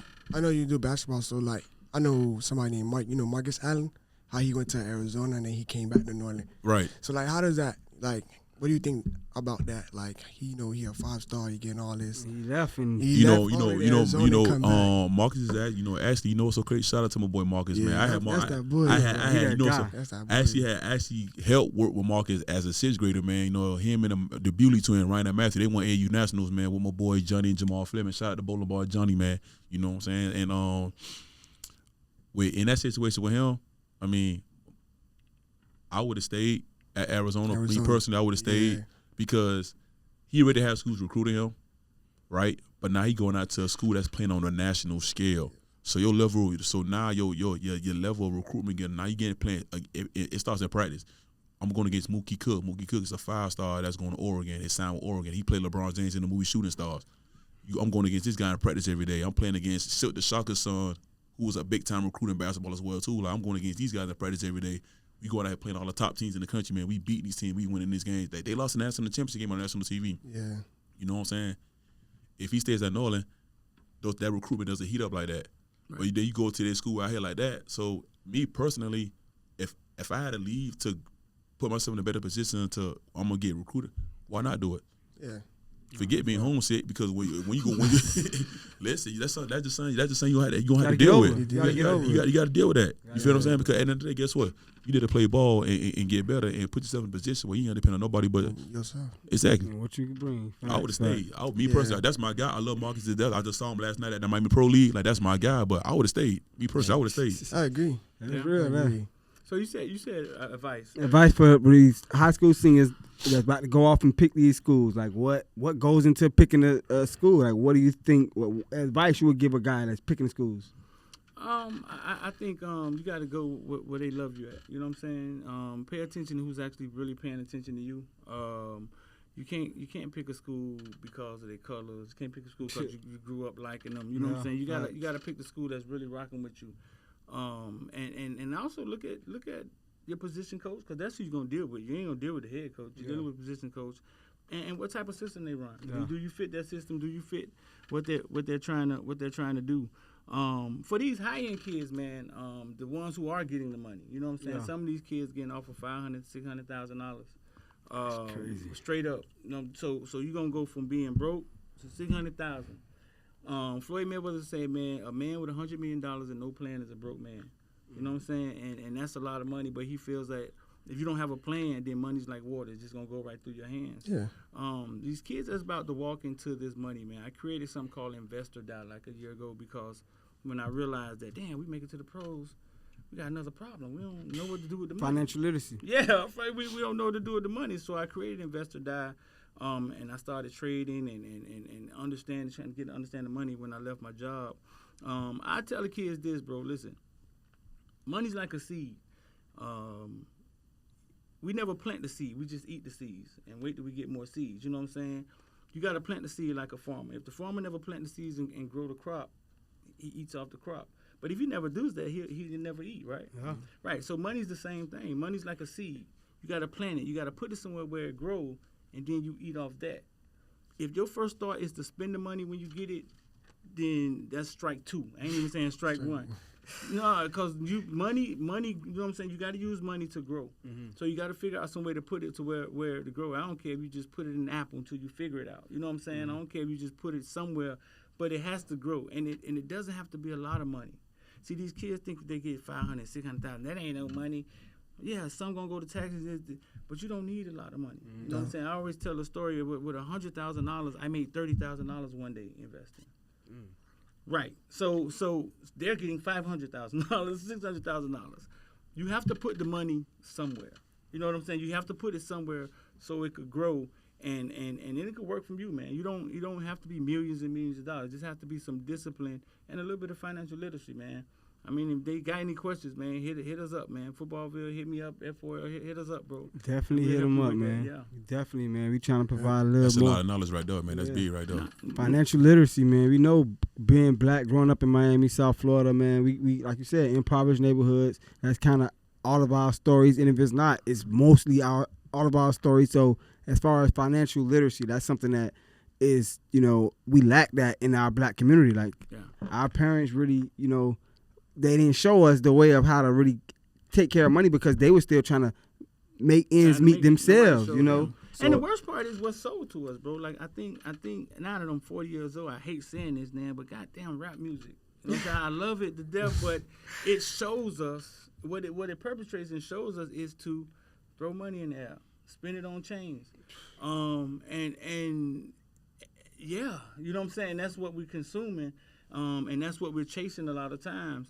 When people who make money, man, that's not what they're doing with money. Not at first, you know what I'm saying? Yeah, you may get enough money to where you can pinch off and buy a Lamborghini, then you straight. Yeah. But yeah, man, I think I think it seems like anytime we get a good rapper, they kill him. You know what I'm saying? That anybody talk about something, they take them down. So, but yeah, man, I think what's being perpetrated through TV and stuff, and what the kids see is actually feeding into also with you saying the parents not having financial literacy, the music we listen to, what we see on TV, all of that stuff is kind of, people say it's social media, but it's not social media. If you take the people off social media, what you got? Facebook. You put the people on there, then I was what you're paying attention whatever to. the platform is. Listen, bro, it's what you're paying attention to. Because I tell people all the time, I'm on Facebook all day long. I don't really scroll down people's feeds and see what they're doing. I'm on there working. I use social media. Facts.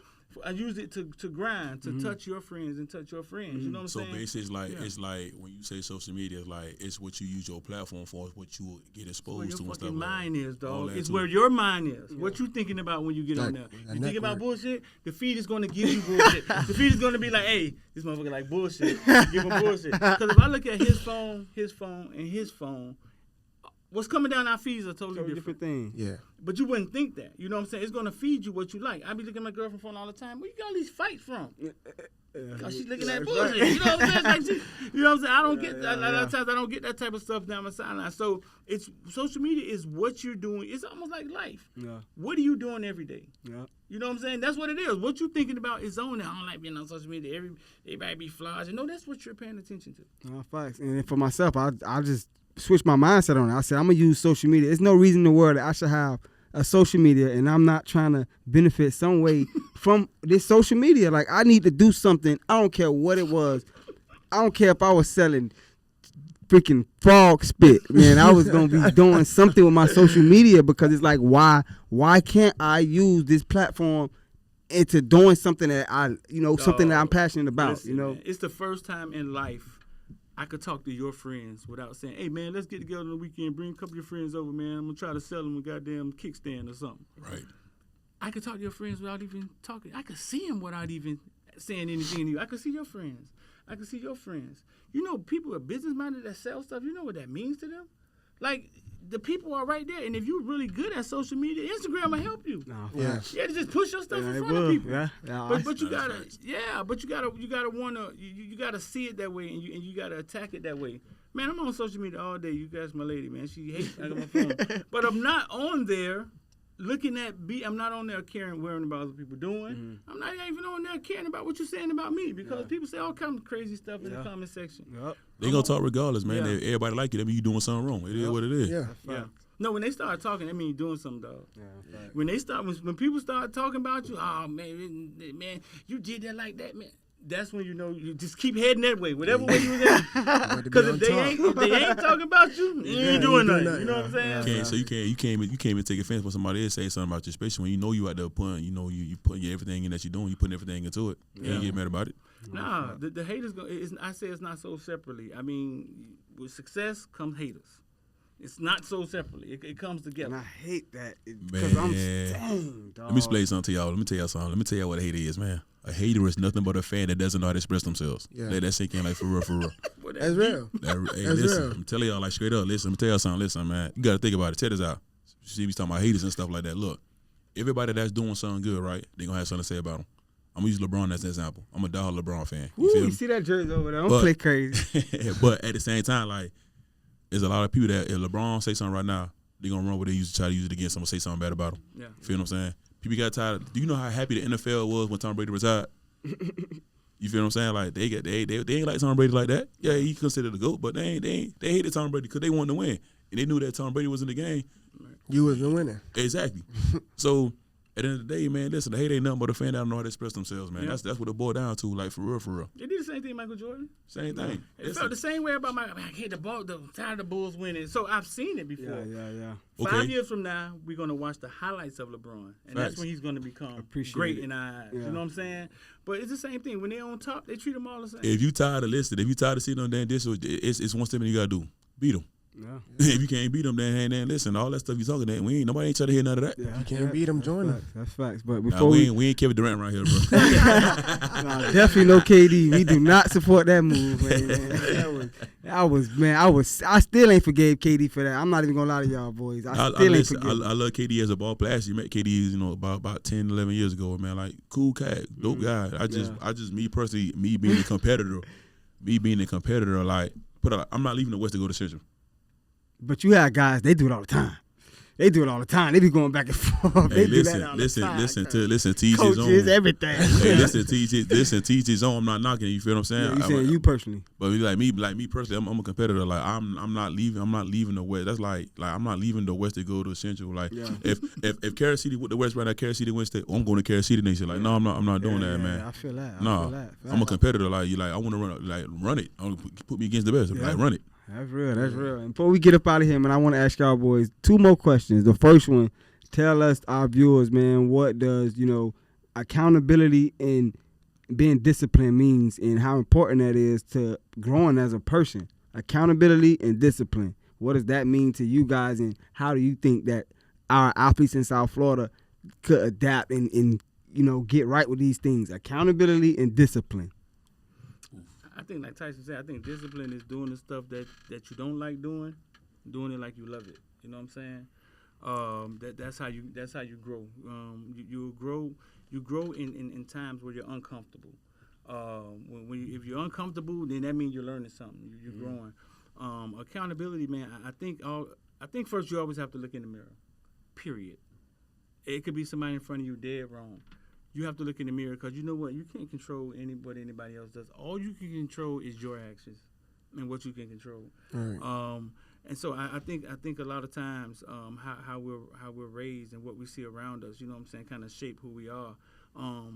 But the way you can grow is through books. Well, they have Google now, reading and growing. Google Docs. They got it. Growing and understanding, you know what I'm saying? So I think accountability and discipline, you have to first look at yourself, look in the mirror. Everything starts with you and your mind and what you believe. Because the only thing that matters in life is what you believe, bro. That's it. You know what, man? Like to piggyback off that, like listen, accountability. Like, I'm gonna be honest with you guys. See, I like to be honest, man. Like I had to learn how to take accountability for some of the things that I had to do. Yeah. You feel what I'm saying? Like when I was younger, man, I used to do the finger game and point at other people. But then I really had to sit down one day and say, you know what, damn dog, like, hey, oh man, you the damn problem, man. That's your fault, man. You doing that? Like and I ain't gonna lie to you, that was a tough pill to swallow, man. I know. But I'm gonna tell you something though. I'm glad that I went through that, because that, along with discipline, it helped mold me into the person that I am today. Mm-hmm. Like if I was a discipline, man, like I won't be here right now. Mm-hmm. If I was a discipline, I want to be playing ball. I want to be coaching. Like he said, look, growth comes from the ugliest form of situations. Like how you learn if you're not gonna grow? If you always prospering, you win and win and win. Okay, what happens when you lose? How you gonna react? How you gonna bounce back from that? So sometimes you gotta take a little L or two here and there. You know what I'm saying? Well, I ain't gonna say it's a loss, but it's a lesson learned. It's a lesson, yeah. So, like my mom, my dad was always hard on me. You know, I'm Nigerian, man. The many ass whoopers that I got, man. Listen, man, mom and dad, I love you, man. Like, listen, if they wasn't hard on me like how they were, I wouldn't be here, man. Yeah. Like, so this, like me, I'm big on discipline, man. Mm-hmm. Some of my kids be like, man, coach, you tough on us. Yeah, but it's out of love, man. Because if I didn't feel like I would never make my kid do something I wouldn't do. Mm. You know what I'm saying? So like I will want my kid to be disciplined, because guess what? When you leave me and you go into the next level, man, you better have that level of discipline. You playing for Bama, LSU on a football field. You playing for Kansas or Duke, Kentucky on that basketball court. Boy, you better be disciplined, because if not, hey, your flight going back to the crib. Next person coming in like straight up. So for me, like when you look at discipline, man, and you look at accountability, man, like I'm thankful that I was able to acknowledge that I needed hold myself accountable for a lot of things, and I'm thankful for discipline. And a lot of athletes need that because at the end of the day, like he said, you only got to control your actions. How long somebody choose to love you, fuck you, deal with you, affiliate themselves with you would never be your damn decision. Only you got to control of is your actions. Say that again. How long somebody chooses to love you, fuck you, deal with you, affiliate themselves with you, or whatever it is, that's never your decision. No. It's not. So at the end of the day, man, look, I can't stress about nothing I ain't got no control of. Man, all I got control is my actions in my face. That's it. So like that's my take on it. Real there. I like that, Drex. Yeah, I definitely agree on that. With accountability, how you feel like, accountability, just accepting what's going on. Like, hey, I'm wrong in this situation. Even when sometimes you're not, because pride with black men, that's the biggest thing that get in the way, and that a biggest thing where we could diffuse situations. I got dogs sitting in jail that's never coming home off of pride, So accountability, being able to accept, hey, I was wrong in this situation. I could diffuse this situation right now. Let's recognize and understand what's going on in the moment. Because I would say, I'm talking personally, growing up, man, I got some friends on here that still can't believe I'm doing this because of how my personality back in the days, I lacked accountability, lacked discipline, lacked all those things. But sitting up here right now, talking to these guys right now, we talking about a whole different person. I don't know that person that we talking about. So if you bring up my past 5 years ago, I don't know him either. So let's talk about him. What we talking about? What changed? Everything. My mindset changed. Just my outlook on life. Just me as a person. I changed. I grew tremendously. But you had to experience something for that to do that. 100%. Something had to happen. I went to shout out to Kids Across America. I was at FAMU, man. They came and got me from FAMU. I went to Kids Across America. I started mentoring inner city kids from all the way across the country. They'll come to this Christian sports camp for a week. We'll teach them different sports, canoeing, water skiing, basketball, football, and we'll also incorporate the gospel, incorporate the Bible. So that, for me, was the game changer. It changed my life. So when I came back to FAMU and I moved and I graduated, came back to Miami, I said, coaching, mentoring kids, some way is what I'm going to do. And that's where the podcast started. I said, I want to reach more kids. How can I reach more kids? What can I do to reach more kids? Start a podcast, So that's how everything started. They watching, man. We see you, man. We watching, man. Facts, man. So for sure, man. I'm a walking testament. Like I have a testimony for all the kids out here that think that you 18, 19, I got kicked off the team my senior year. Coach Bird kicked me off the team and hired me as a receiver coach later on. You feel me? Like I didn't play my last game as a senior. Shout out to Coach Berg and Nolan, man. I was doing some crazy stuff, man. I was pulling senior pranks, man. I don't even want to know what. Yeah, man. I don't listen. If I told y'all to prank, y'all look at me different. So now I don't listen. I don't even know, cause you know one thing about the Miami dudes, boy. When we joke around, we start pranking, boy. We go all in. So I don't listen, man. I don't want. Man, let me get that thought out of my head right now. I don't wonder what you do. Nah, but that shout out to growth, man. I stand on that. Like, I'm a different person, man. And everybody could attest to that. Like, the KK they knew from back then, the Kevin they knew is not the same person that's sitting on this panel right now. So, like you said, growth and not being able to, don't think that you're too old to grow. Don't think that you're done growing because, you think you got it all figured out. You hear 18, 19, we think we grown. You couldn't tell me nothing. I was 18, 19. Oh, my people don't play that with me, boy. Yeah, man. How old you with Drake? 19. I just 19 turned 19. years old. 19 years old? I just turned 19. You can't tell him he grown. Hey, living in a Jamaican household now. My old boy, every time I turn a year old, he be like, oh, do you think you're growing up? Nah. Listen, man, I'm about to be 39 in September. My daddy, he old school, like, you think you're grown? Like, hey, yeah. Like, all of that stuff. Like, you feel what I'm saying? Like, bro, so, like, listen, like, you're still my son. I will still whip your butt. Like, listen, he be talking records out the mouth. I be like, man, I be like, man, then he be like, oh, you think because you're taller than me, I will whip your butt, I will break you down like this. And he just like, listen, I heard it all before, man. I get it. Facts, man. In the podcast, man, we always end it, man, giving a shout out to our circles, man. People that you wouldn't be sitting up here without, man. So I just want to go around the room. You guys just tell us, man, who meant the most to you growing up, and for you to, you wouldn't be sitting here without these people. So whoever could take off with it. Who made the most? Like just your support system. Let's shout out y'all support. Honestly, man, like listen, man. First of all, I gotta get a shout out to God. I ain't nothing without God. That's one. Amen. I ain't nothing without God. That's real talk. My mom and my dad, man, I thank you guys. I love you, man, because I know if I didn't have you in my life, I'd probably be in a casket right now. You feel what I'm saying? As far as the people that been in my life, man, like Pillen Alvarez, man, I love you to death, man. I've known Pillen since I was 15, man. He coached at Miami Christian when Miami Christian was winning the state championship games and stuff like that. You know, along the way, man, I met great guys like Stan Remy, man, one of the top NBA trainers in the league. I met Ronnie Taylor, another one of the top trainers in the NBA, man. You know what I'm saying? And just guys like that. And then shout out to my boys Johnny and Jamal Fleming as well too, man. I love y'all to death as well too, man. You guys, y'all talk to me every day, man. Y'all give me advice on what I need to do and keep me level-headed on a lot of things that I got going on. And shout out to my guy Marvin Turner as well too. So those guys right there, man, for sure. Woo. Yeah. And Gwen Cherry's legend, Will Mason. If it wasn't for you, brought me to Bull Nation, man. I wouldn't know how to play basketball and learn how to play basketball and be mentally tough without playing without you, man. And I'm glad that you fought cancer and you beat cancer, man. Shout out to my guy Will Mason. That's real, that's real. Will Mason, shout out, boy. I say shout out to my mom, man. My mom kept me in the library when she had That's no different. choice. She worked at the library. You know what I'm saying? She had no choice. Blessing in disguise. Yeah, I used to stay at the library during the summer, at different. a job all the time, running around, and I think as I got older, I realized that it helped me see the world on a bigger scale. Yeah. Growing up in the library, man. And shout out to my dad. He died when he was 12, but my dad battled drugs and stuff like that, and alcoholism. And I think what I saw. What it made me do is never want to touch. I didn't smoke marijuana until I was 30 years old. Yeah. I don't really drink like that. I may drink 5-6 drinks, or if I want to look cool in the strip club, I make that drink. And I think what I saw drugs do to our family, you know what I'm saying, helped me not want to touch it because I saw how strong it was. I mean, shout out to my family, man, my sisters, my little brother, and my girlfriend, man. She had kids. She had a lot to do with these last couple of years of when I left my job and trying to get this thing going, and she was right there like a kickstand. You know what I'm saying?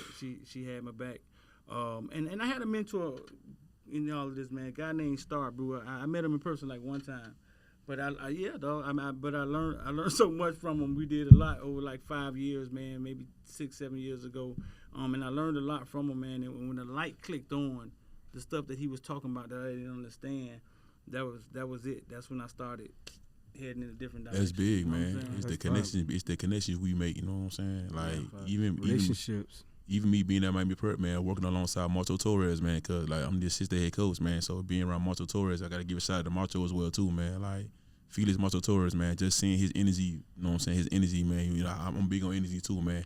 Just seeing how hard he goes for us, man. You know how he coaches us, man. He puts us in the right position to learn and grow and you know, for us to showcase what we can do and help the kids get right, man. Like I don't see too many coaches that's like that. Facts.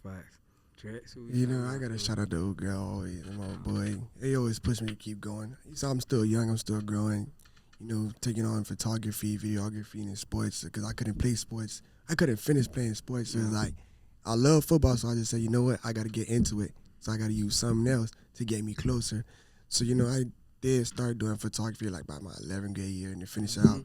And, you know, I got to shout out Coach KK because, you know, I'm a guy. He found me on TikTok and gave me that little kid buck and be like, yo, you that guy to keep going. And, you know, I just took that with me. Like, now it got me on here. This is a blessing. I also want to shout out to my camera crew, Zay Visuals, RTB, all them boys, Fanny. You know, they the guys, you know. Yeah, they keep on pushing. And can't forget Coach Cox, not Miami. You know how he go. Hey, Pride. that's a bull you just mentioned. I just want you to know that. You did. God, Hey, listen, I'm gonna be petty. I'm gonna be petty now. I'm gonna talk about my Bulls now. Hey, I'm just saying. That's my classmate, man. Class 2003, man. That's my guy. Cox, if you got around Coach Cox, man, that's a solid dude, man. Like real talk. Hey, listen, man. Shout out to Coach Gerald Cox, man. He was at Shenton, he was at Booker T, he was at Coconut Creek. Like, yo, you listen. That's a solid guy. That's my guy. Hey, like you said, man, we gonna have him. He coming. We gonna have him on, man. We definitely gonna have him on. Definitely, I want to give a shout out to my parents, man. My mom, she's my rock, raised in a single mom household. She raised me and all my brothers, man, on one salary. I don't know how she did it. Still trying to figure it out. Shout out to my dad. He was present. My dad was present in and out. You know, we just didn't live in the same house, but we're twins. You see me, if you see a guy look like me, he look like he around 50, that's my dad. So shout out to you. I love you, man. You know what it is, man. Our relationship, we've gotten better, and we're really at a great place in life with my family, man. Shout out to my girl. She wrote it down into a book that I wanted to start a podcast. I wasn't serious about it until I seen it in a book that she wrote and she got for me for Valentine's Day. I love you. She up there in Houston, man, and going to law school right now. It's her first year in law school, so definitely shout out to you, baby, man. We definitely power couple type vibes, you feel me? So, nah. But my dogs, man, shout out to CJ, man. Shout out to everybody. Michael Lee, man. Coach Ronnie, man. Coach Rowe, Coach Jones, Coach G, my co-receiver coach at Chaminade, man. All the guys, man. Coach Jube at Central, man. All the guys. Coach Lawton at New Orleans, man. Coach Berg at New Orleans. All the guys, for real, man. I definitely don't want to miss nobody, but there's so many names. You know what? Dog. It's funny you say Nola, man. I got to give one more shout out, man. One more. Shout out to my boy Moses Ponder, man. Moses Ponder is a 7-foot rising 10th grader. He played with the Purple. He played with the Miami Gardens Ravens, man. I had him as a kid at North Day Middle School. Oh, yeah. The big man. 6'6". He was 6'4" in the 6th grade. Now, if you see him, no, he actually going to overtime elite in Atlanta, Georgia. Oh. He's signed overtime elite, man. If you see him now, he's 7 feet tall. Oh my God. He's 265, size 21 shoe, man. Going to the 10th grade, man. 21. Man, listen, man. That's my guy, boy. You know our lady does my guy, man. And I know that you leaving in a couple of weeks, man. But I just want you to know, man. Listen, I already know you're gonna represent the city, man. You're gonna rep for your family, man. And you're gonna go out there, you're gonna do big things like overtime elite, man. I gotta give you a shout out, my guy. Love, bro. They paying them boys overtime elite? NIL money, yeah. They do. they got NIL deals for them boys. Legally. Man. Nah, because I remember when it was created, they were saying they were going to pay them. You know what I'm saying? Like $70,000 a year. That is crazy. That what the Thompson twins did before they went to the draft, man. Yeah. Yeah, that what the Thompson twins did before they went to the draft, man. You know, they left after their junior year at Pinecrest, after they won state. You know what I'm saying? And they went up there. They did a year. You know, because you still got to be a year removed from high school, at least 19. Yeah. So they went up there for their senior year. Then they did another year, tore it up, and then the rest is history. Yeah. Dang, that's crazy. And when they announced them, they had to say overtime elite, and I was looking at the TV like, oh my God. Yo, man. Like whatever they created, it actually worked. You know what I'm saying? It's coming, man. You know what I'm saying? It's coming, man. So now that my boy going up there, man, like I'm really gonna be, you know, I've been paying attention to him a lot, but I'm really gonna be locked in on now because I gotta see my guy do his thing, man. Like, for you know what I'm saying? Man. Hey, y'all see, man. Basketball, we finna be talking basketball. You know, we got the guy here. Ain't nobody come on and got more knowledge than my dog coach over here. You heard me? So man, it's definitely for sure, man. But hey, y'all see, Daily Deposits, man. We on the up and up, man. Every episode you see is gonna get better and better for sure, man. I definitely appreciate y'all boys sitting on this panel here with me, man, and leave our guests with one little message. Anything. It could be anything about anything. I'm gonna start it off. Respect your mama. Go hug your mama, go hug your daddy, man. Tell them you love them right now. If they're in the room next to you, go tell your mama you love them. Go tell your daddy you love them. Respect your mama. Respect your Listen, mama. man, go follow. First of all, man, go follow Footballville, man. Go Definitely, follow on Footballville. TikTok, everything. TikTok, YouTube, Got a Instagram. TikTok? Yeah. We'll be 80,000 on TikTok. Go follow FOL, man. And I say, dog, if I had to leave him with something, man, I say, man, what anybody else does, man, has nothing to do with you, man. And you sit and ponder on that. Yeah, you just said a mouthful just now. Damn, you just said a mouthful just now. Anything anybody else does, I don't care who it is, your mama, your girlfriend, your wife, anything anybody else does has nothing to do with you, bro. Nothing. That's real, though. Stay consistent and thank God for life, man. Long live 3, man. That's real. Long live 3 for sure, man. Hey, listen, man. If I'm gonna say something to you guys, man, listen. If you're gonna be terrible at something, man, be terrible and quitting. Be terrible and quitting. No, seriously, be terrible and quitting, man. A lot of guys, man, like a lot of guys now that they run for competition, man. Be terrible and quitting, man. Cause I'm gonna tell you something. As you play this game, you know what I'm saying? It's gonna get competitive.